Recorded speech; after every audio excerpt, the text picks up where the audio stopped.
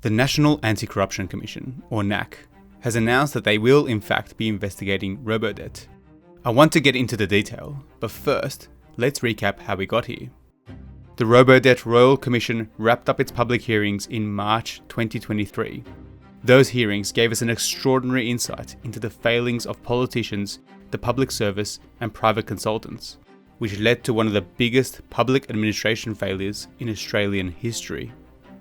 The Royal Commission was led by Catherine Holmes, a senior retired judge. Her report was meant to be released in May 2023, but she delayed the release by a few weeks. One of the reasons she delayed the report was that the new National Anti-Corruption Commission was finally established and set to come into force on the 1st of July 2023. So, a few days after that, the Robodebt Royal Commission report was released, and 6 people involved in the scandal were referred to the NACC for investigation. The NACC, which was newly established and wanted to make sure the Australian public had full faith in its powers, quickly went to work, investigating these referrals. That isn't what happened. In fact, they did the exact opposite. The NACC didn't say anything about Robodebt for almost a year. Complete silence. And then, they made this announcement. They said that after carefully considering each referral, they had decided not to commence any investigations because it wouldn't add value to the public interest.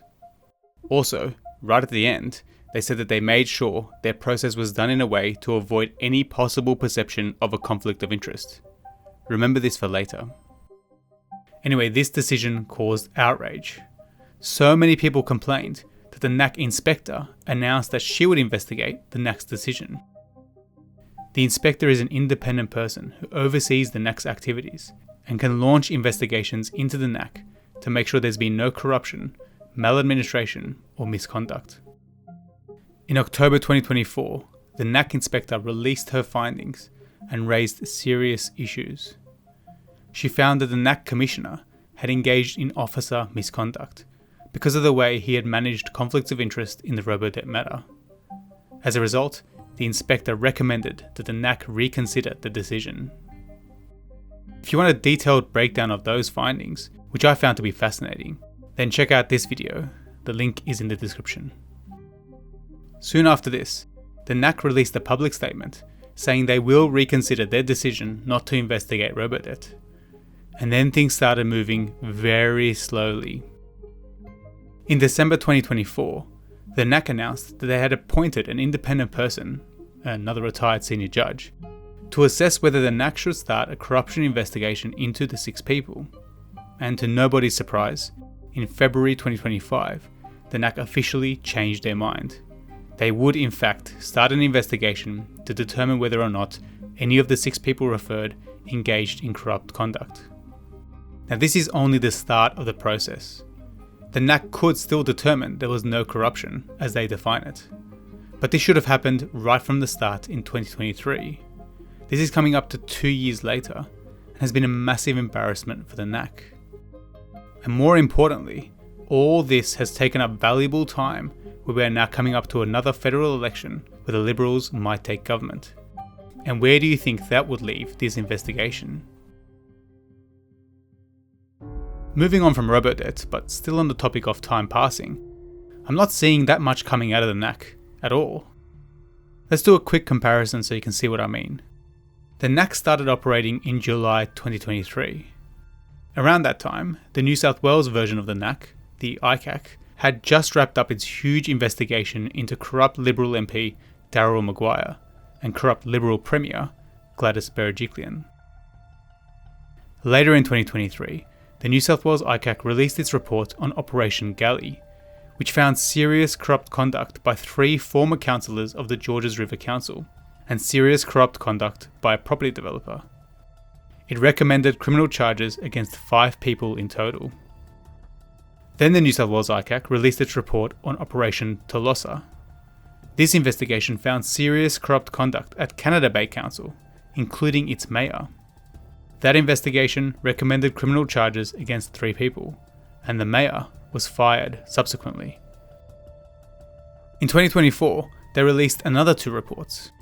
One was for Operation Hector, which found 10 people had engaged in corrupt conduct regarding major New South Wales infrastructure and council projects.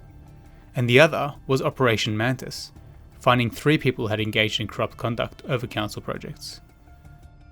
So how does all that compare to the NACC? In that same time, the NACC has released 2 reports. Both of them were joint investigations with other agencies, and both predated the NACC and were actually being conducted by ACLI, which was an anti-corruption body that ended up being absorbed into the NACC. One of those reports was Operation Wilson, which resulted in 1 person getting arrested and convicted of unauthorized use of restricted data. But that person was convicted in 2022, so well before the NACC started operating. It's a very delayed report.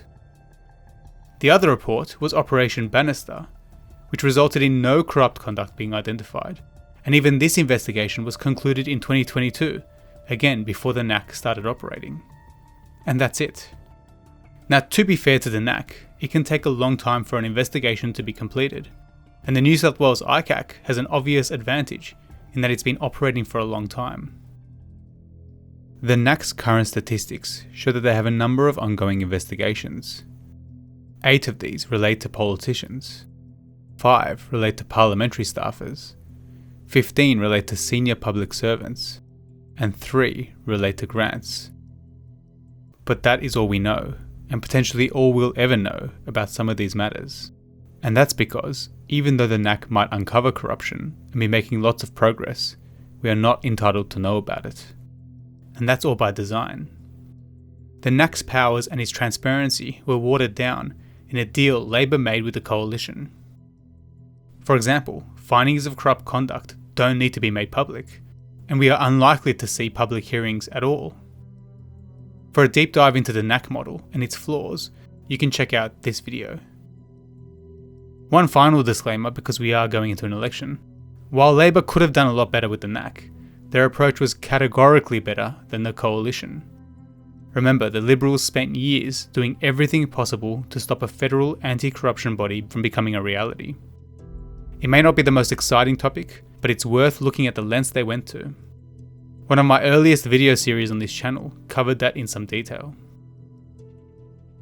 Okay, so my overall take on all this is that the NACC has been running for almost 2 years, and there isn't much to show for it.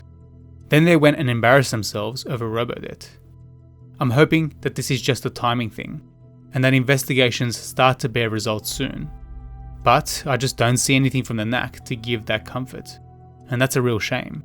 And it's especially a shame given the risk of Peter Dutton becoming Prime Minister.